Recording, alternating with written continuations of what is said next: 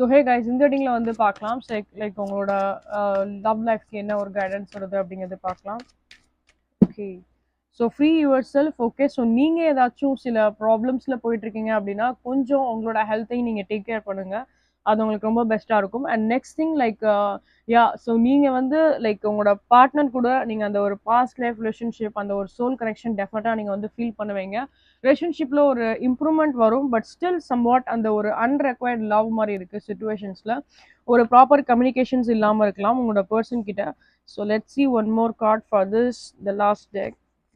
Okay, forgiving and learning. Okay, so என்ன ஒரு problem இருந்தாலும் சரி, ஸோ உங்களோட பர்சனை வந்து நீங்கள் அந்த மாதிரி அவங்கள வந்து லைக் forgive பண்ணுங்க. அண்ட் அவங்க வந்து ஏதாச்சும் பேசினாங்கனாலும் சரி, ஸோ கொஞ்சம் காம் டவுனாக வந்து பேசுனீங்கன்னா சுச்சுவேஷன்ஸில் ஒரு நல்ல ஒரு இம்ப்ரூவ்மெண்ட் வரும்.